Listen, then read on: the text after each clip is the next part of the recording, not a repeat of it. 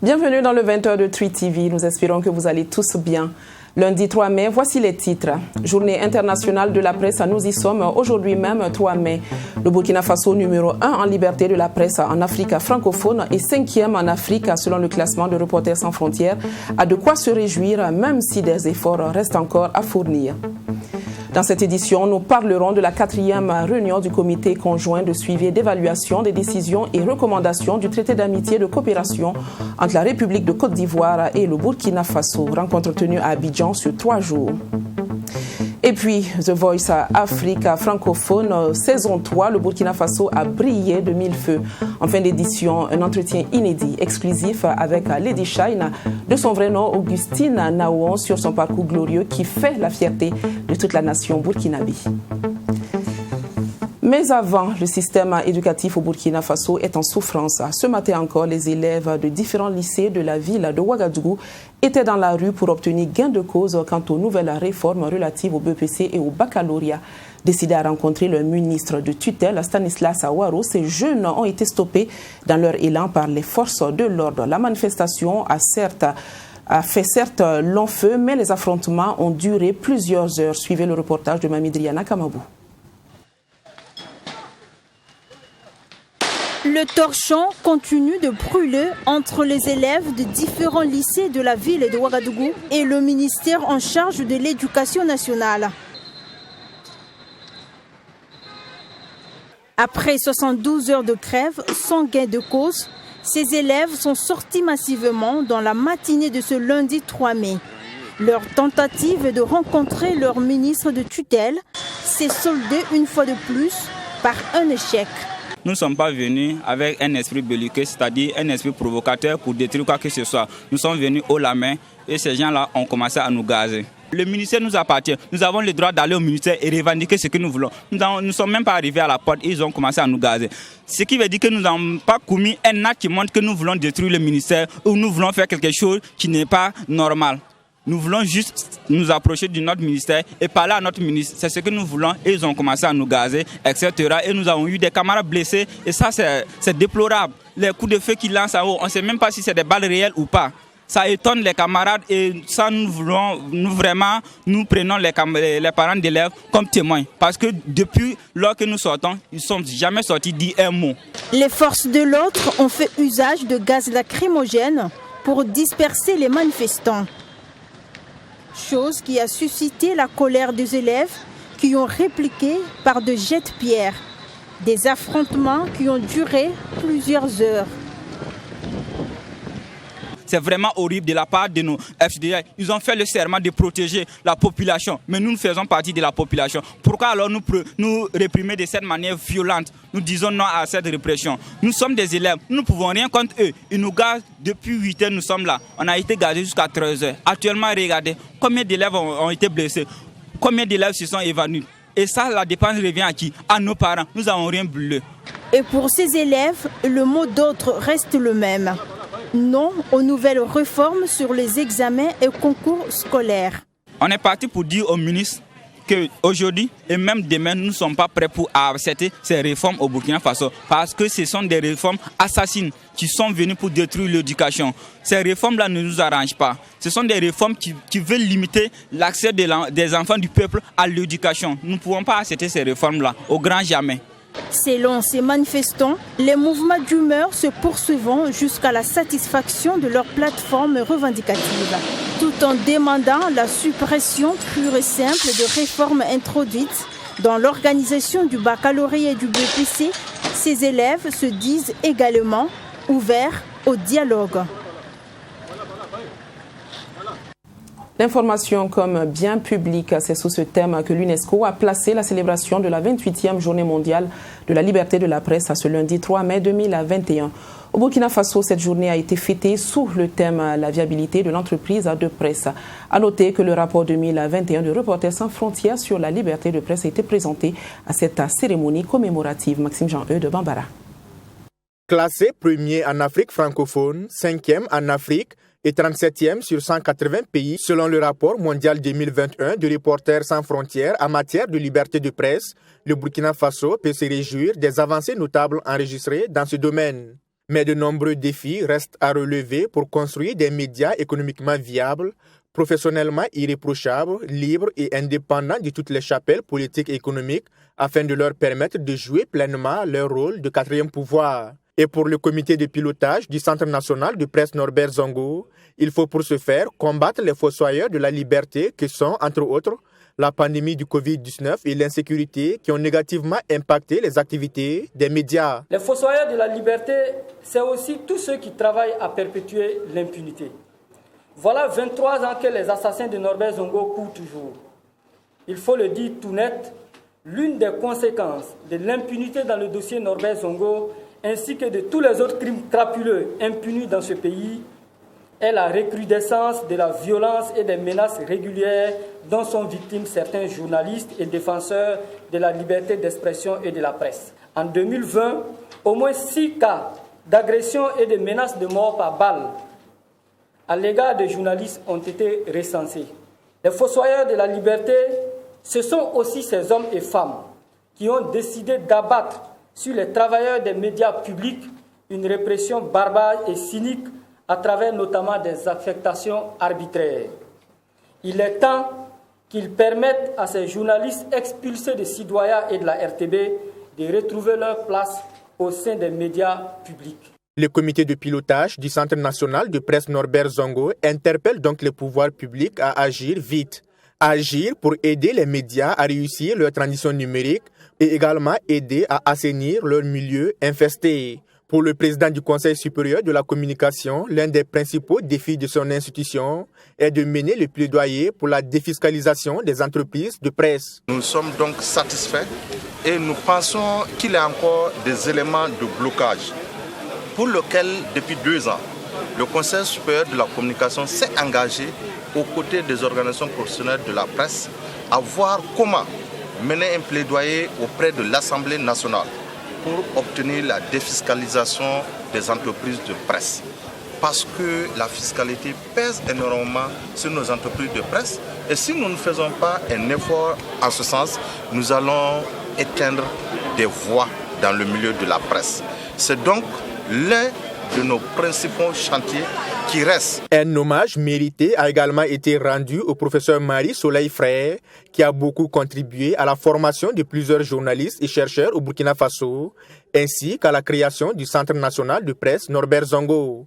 Le comité de pilotage du Centre national de presse Norbert Zongo a par ailleurs procédé au lancement du prix africain du journalisme d'investigation Norbert Zongo, et celui de la meilleure journaliste du Burkina qui portera désormais le nom de Marie-Soleil Frère. Et puis le débat sur l'application de la Convention collective des journalistes revient chaque année et interrogé sur la question, le président du Conseil supérieur de la communication, Mathias Atankwano, a indiqué que le plaidoyer se poursuit avec les patrons de la presse. Il est au micro de Maxime Jean-E de Bambara. Écoutez-le. L'application effective de la Convention collective en matière, en milieu de la presse, nous continuons le plaidoyer, les échanges avec les patrons de presse. Vous savez que les patrons de presse sont très sensibles à cette question, mais ils invoquent toujours la problématique des moyens et de la survie des entreprises de presse. Il faut que nous développions encore davantage d'idées et d'initiatives pour qu'on voit avec l'accompagnement de l'État comment nous pouvons rendre cette convention collective effective. Parce que vous savez que le Conseil supérieur de la communication a beaucoup travaillé pour que nous puissions aboutir à la signature de cette convention collective de la presse. Nous allons donc continuer en cette année 2021 à nous battre aux côtés donc des journalistes pour qu'avec les patrons de presse, nous pouvons voir enfin l'application effective de cette convention collective. Le Mali n'a pas été en marge de la célébration de la journée internationale de la presse. Ce lundi 3 mai 2021, la presse malienne dans toute sa composante s'est réunie pour faire le bilan de l'année écoulée et voir les perspectives. Beaucoup de pratiques contraires au code de la déontologie et de l'équité ont été dénoncées par le président de la Maison de la Presse. La commémoration qui s'est déroulée à la Maison de la Presse a été présidée par le ministre de la Communication malienne, Bourema Soulou. 30 ans après la conférence de l'UNESCO à Windhoek, acte fondateur de la Journée mondiale de la liberté des presses, le secteur a fait du chemin au Mali. Pour Sika Gattuso, un nom de lutte pour la démocratie, tout n'est pas mauvais. Bien au contraire, la presse malienne a du mérite. Je crois que c'est ce que je peux dire. Je me réjouis d'être là aujourd'hui. Et pour nous, c'est acteurs du mouvement démocratique, c'est un des acquis majeurs. Et sans la contribution de la presse et des journalistes courageux qui ont accepté de descendre dans la rue et de prendre des risques qu'ils ont eu à prendre, sans eux, on n'aurait pas le pluralisme qu'on a aujourd'hui. La presse malienne n'est pas exempte de tout reproche. Le président de la Maison de la Presse n'a pas caché ses inquiétudes. Bandjougou Dante appelle à la responsabilité, surtout face aux dérives sur les réseaux sociaux. La Maison de la Presse joue son rôle de coordination des activités des organisations professionnelles des médias.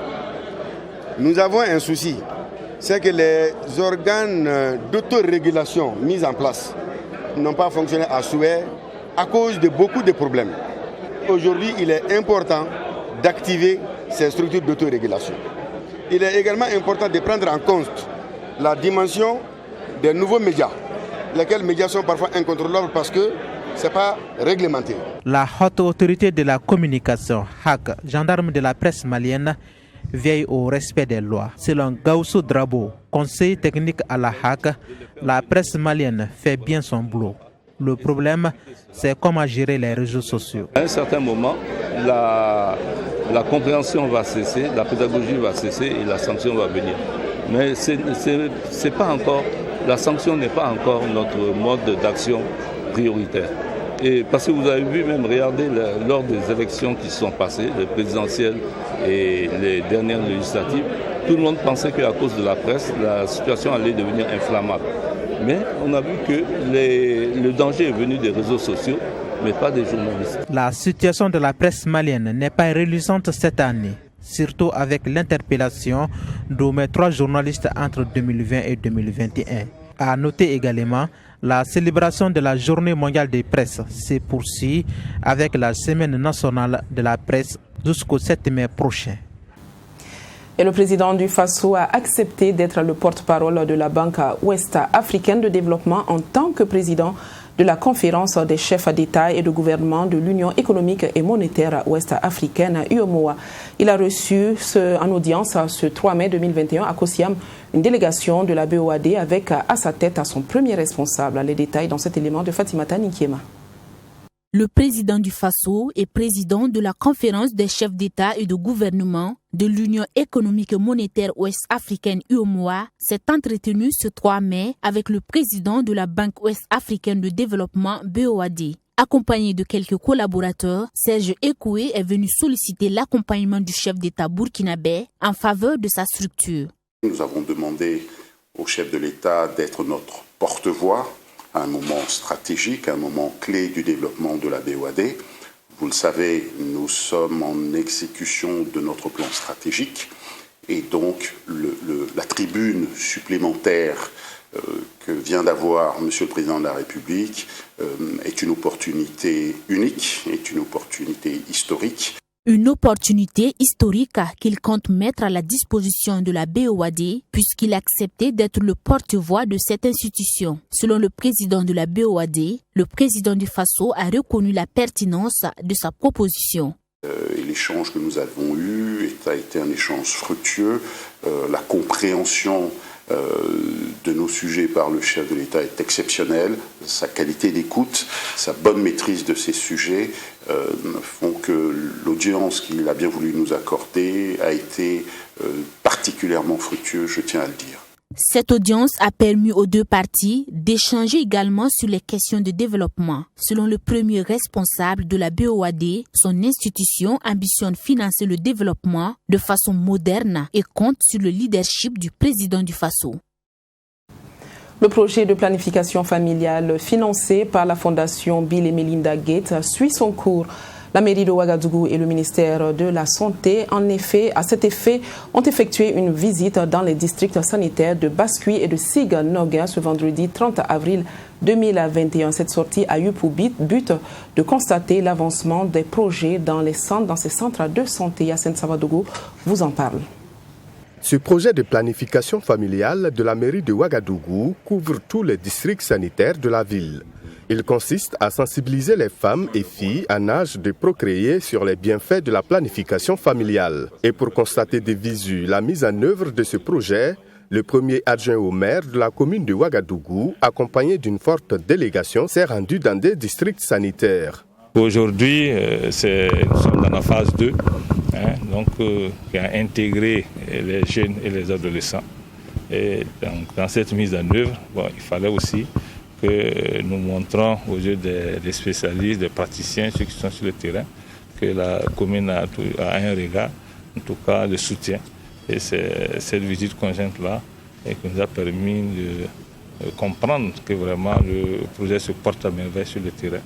Donc les praticiens, en tout cas, nous avons encouragé de rester encore plus vigilants. Et ce que nous avons constaté également nous réjouit et nous réconforte en tout cas dans notre position. Pour le directeur régional de la santé du centre, ce projet les accompagne dans divers domaines. Aujourd'hui, nous avons un projet complet de SR qui prend en compte aussi bien les adolescents, les jeunes que les femmes en âge de procréer. Et nous avons la mise en œuvre de ce projet sur l'ensemble de nos 5 districts depuis les 3 ans, qui a consisté en un renforcement de capacité, en une dotation de matériel et d'équipement pour permettre de mettre en œuvre effectivement les activités en lien principalement avec la planification familiale, y compris donc les activités de sensibilisation et de promotion donc, au niveau des adolescents et des jeunes. Les chefs des districts sanitaires de Bascui et de Siga-Noguin se réjouissent de la vision des premiers responsables de la commune qui inscrivent dans leurs priorités la santé de la mère et de l'enfant. Il faut dire qu'avec l'appui en tout cas de TCI, nous avons pu en tout cas améliorer l'offre de la demande au sein des formations sanitaires, comme vous l'avez constaté à Cambouensé. Et pour ce qui est en tout cas des différentes méthodes, il y a eu le renforcement des compétences, ça a permis aux agents en tout cas d'être assez compétents pour pouvoir offrir toutes les méthodes contraceptives. Vu que c'est une nouvelle manière, une nouvelle approche que la mairie a envoyée, on a une augmentation du nombre de femmes qui désirent avoir la planification familiale. Puisque avant c'était peut-être à la demande, mais maintenant la femme est orientée, la femme est guidée, donc ça fait que la demande est forcément augmentée. Madame Tapsoba vient de faire le choix d'une méthode de planification familiale grâce au conseil avisé des agents de santé.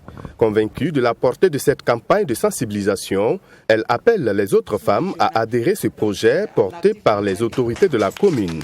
Rappelons que le projet planification familiale de la mairie de Ouagadougou a été lancé en 2017 et prend fin en septembre 2021. Plus que quelques jours avant la fin du carême musulman, les énergies s'amenuisent, certes, mais n'entachent pas les bonnes actions.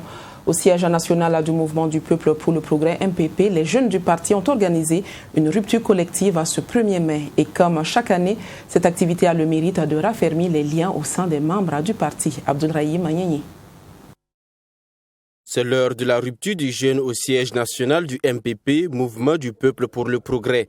L'heure pour chaque fidèle de se faire servir à la table concoctée à l'occasion de cette rupture collective au sein du parti. Un moment de partage entre les membres du parti qui entendent ainsi renforcer les liens d'amitié et d'appartenance à une même famille politique. Et chaque année, pendant le mois de jeûne, nous organisons cette rupture collective pour renforcer les liens de camaraderie entre nous jeunes du parti et entre tous les militants du parti, que tu sois musulman, catholique ou d'une autre confession religieuse. Nous faisons cela parce que les Écritures saintes nous disent que pendant ce mois de Ramadan, qui est un mois de partage, nous partageons non seulement la solidarité, la camaraderie et un peu d'humanisme qui est aussi l'idéologie de notre parti qui est un parti social-démocratique. Une action jugée salutaire par le premier responsable du parti, Simon Compaoré, qui a fait le déplacement pour l'occasion. Il a salué, encouragé et félicité les jeunes du parti pour cette initiative qui, selon lui, va permettre de renforcer la fraternité au sein de la famille MPP. Nous avons dans notre parti des camarades qui sont musulmans, des camarades qui sont catholiques et des camarades qui sont protestants ou de la religion traditionnelle. Et nous respectons chacun dans sa voie. Et c'est pourquoi ce soir, nous avons été invités par les camarades pour assister à ce jeune collectif. C'est la rupture de ce jeune collectif. Et nous pensons que c'est une très bonne chose. Ça renforce la camaraderie et ça va dans le sens même des inscriptions coraniques. Et nous sommes venus nous dire à nos camarades que nous sommes avec eux et nous souhaitons que ce mois de jeûne-là se termine en beauté comme il a démarré en beauté. Simon Compaoré a appelé tous les jeunes du parti à parler le même langage, quelle que soit leur religion, afin de garder le parti toujours dynamique. Les jeunes musulmans du parti disent également profiter de ce mois béni pour faire des invocations afin que le Burkina Faso recouvre la stabilité, la paix et le vivre ensemble. Même objectif visé par la structure Canal Plus au Burkina, qui a aussi initié une rupture collective de jeunes vendredi dernier à son siège à Ouagadougou. En bonne intention, les responsables de Canal Plus au Burkina ont convié leurs voisins de quartier à se joindre au repas amivalien avec la voix de Mamie Driana Kamabou. C'est le mois de Ramadan et le directeur général de Canal Plus est de tout cœur avec ses agents et les voisins du quartier de confession musulmane. Et cela s'est traduit en acte par cette rupture collective du jeûne. Après la prière, les agents de Canal Plus Burkina de confession musulmane ainsi que leurs collègues d'autres confessions ont partagé un repas. Pour le directeur général de Canal Plus Burkina, c'est une occasion pour renfermer les liens de fraternité, de promouvoir une bonne cohabitation malgré les différences religieuses. Il a saisi également l'occasion pour souhaiter un très bon mois de Ramadan aux musulmans. La symbolique, elle est très simple. En fait, Canal Plus Burkina a voulu offrir un moment de convivialité et à ses collaborateurs et à ses partenaires et aux riverains. Donc on a souhaité ouvrir nos bureaux et ouvrir notre parking pour prévoir une petite séance de prière et puis après une petite collation où musulmans et non musulmans pourraient se retrouver pour partager un moment convivial. C'est ce qui se passe en ce moment derrière vous, un petit moment agréable entre personnes de bonne compagnie. C'est le trésorier de Canal Plus Burkina qui a dirigé la prière de rupture du jeûne. Au nom de ses agents musulmans, il a tenu à remercier le directeur général de Canal Plus Burkina pour l'accompagnement. Pour nous, c'est un grand symbole qui nous touche du fond du cœur que la direction générale, dans un tel mois, pense à nous, à organiser une telle activité pour nous permettre, avec nos frères et sœurs musulmans et non musulmans, parce que quand on dit le mois de Ramadan, c'est un mois de partage entre tout le monde, et avec les riverains, avec les travailleurs externes. Pour nous, c'est un grand symbole et on remercie beaucoup la direction générale. On lui demande de s'inscrire dans ce genre d'activité, que ce soit dans le Ramadan et même hors du mois de Ramadan. Parce que le mois de Ramadan, comme on le dit, c'est une école pour nous amener à adopter un certain bon comportement pour qu'on puisse tout au long de l'année se comporter de la meilleure des façons en tant que musulmans. La cérémonie de rupture collective organisée par Canal Plus Burkina a connu la présence des partenaires comme Canal Vision et les voisins du quartier. Selon les organisateurs, cette activité sera pérennisée. Comme annoncé en début d'édition, la 4e réunion du traité d'amitié et de coopération entre la Côte d'Ivoire et le Burkina Faso s'est tenue les 28, 29 et 30 avril 2021 à Abidjan. Selon le ministre Alpha Bari, des recommandations pratiques ont été formulées pour servir de guide aux actions futures afin de permettre le renforcement du niveau d'exécution des projets et programmes communs conclus dans le cadre du dit traité. Yamba Kabri. Le rapport final de la 4e réunion du comité conjoint de suivi et d'évaluation des décisions et recommandations du traité d'amitié et de coopération entre la République de Côte d'Ivoire et le Burkina Faso a été signé ce vendredi 30 avril à Abidjan par les deux ministres des Affaires étrangères.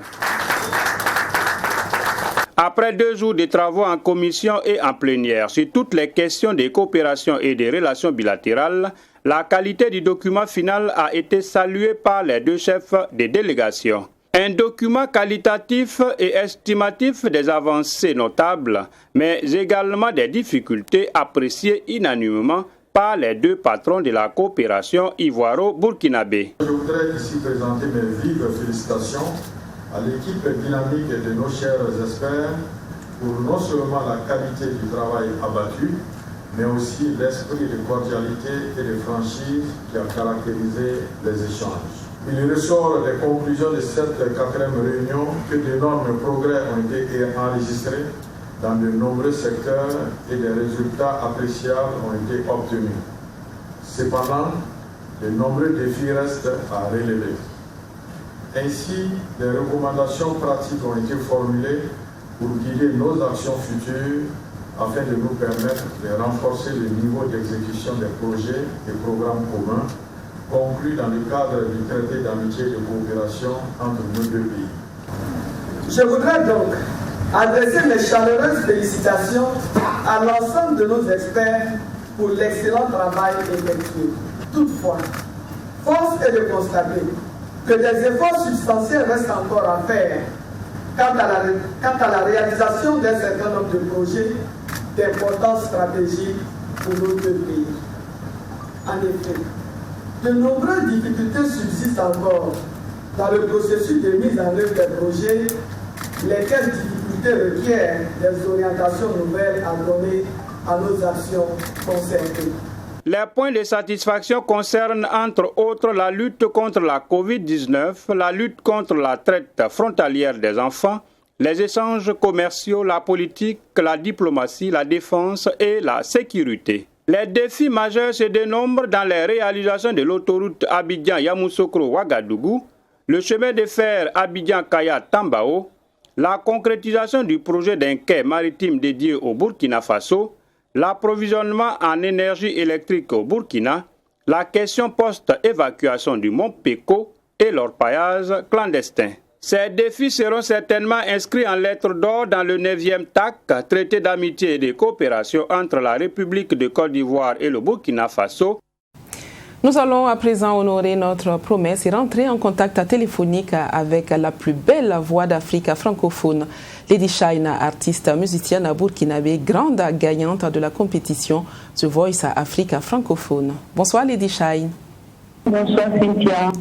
Alors 72 heures après votre sacre, comment est-ce que vous vous sentez? Je me sens bien. Je me sens rassurée, le stress il est passé, donc voilà, un peu fatigué mais on fait avec, voilà. Alors nous nous doutons bien que pendant cette compétition, il y a eu pas mal d'embûches sur la toile, il y a eu des critiques très dures à votre encontre, mais vous avez eu l'énergie nécessaire pour continuer la compétition et mieux pour décrocher donc la Palme d'Or. D'où est-ce que vous avez tiré cette énergie? Il faut dire que tous ces préjugés par rapport à la demi-finale et tout m'ont permis de prendre confiance en moi, de travailler, de me lancer un défi. Donc je me suis dit, voilà, c'est pas que la finale, tu prouves au monde ce que tu as dans le ventre et ce que tu sais faire. Donc ça a été un défi pour moi et ce défi, je me suis juré que j'allais le relever, voilà, ça a payé le prix. Donc voilà.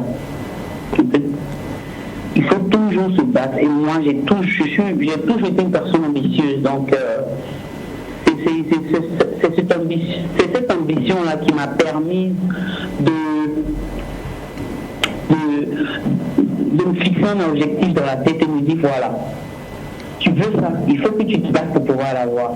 Et c'est ce que j'ai fait et je suis très fière en fait, du résultat. Voilà, donc...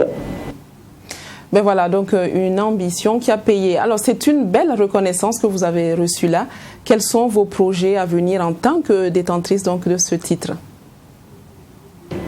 Avec The Voice, le trophée de The Voice, j'ai la possibilité de faire beaucoup de choses. D'abord, Dieu m'a permis d'avoir un contrat de musique avec Universal, donc on travaille et tout. Mais c'est quelque chose aussi qui va me permettre permet de travailler davantage parce que c'est pas fini. C'est pas fini, donc je veux travailler encore davantage. Et voilà.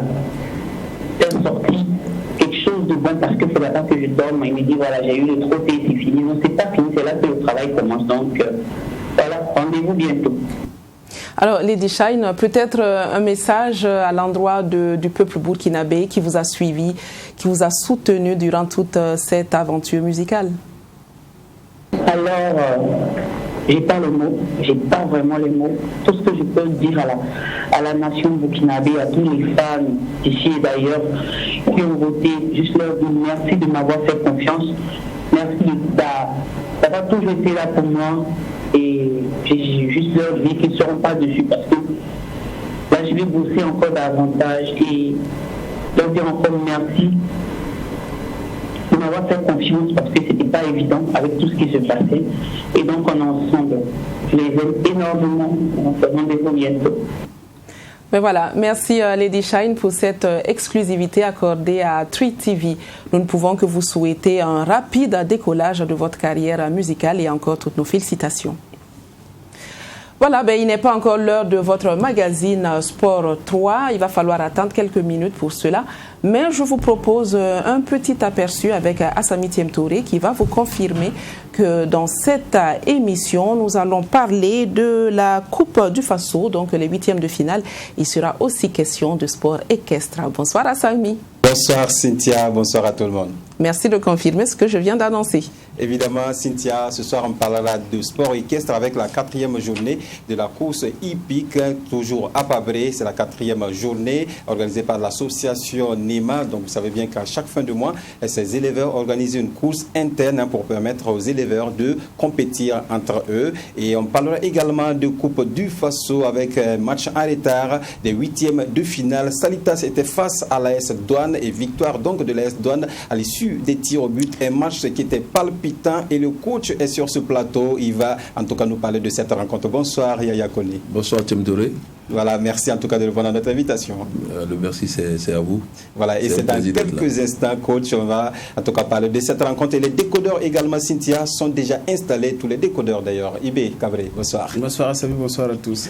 Bonsoir à Ibé et Dianda. Voilà. Bonsoir Assami et bonsoir à tout le monde. Issaka Ilboudo également question sur le plateau. Bonsoir à tout le monde et bonsoir à Cynthia. Voilà Cynthia, tout le monde est présent. Voilà, c'est un plateau qui fait plaisir à voir. En tout cas, je vous souhaite une très belle émission. Et puis, mesdames, messieurs, installez-vous confortablement parce que ça sera dans quelques minutes. Je vous retrouve demain à la même heure. Bonsoir.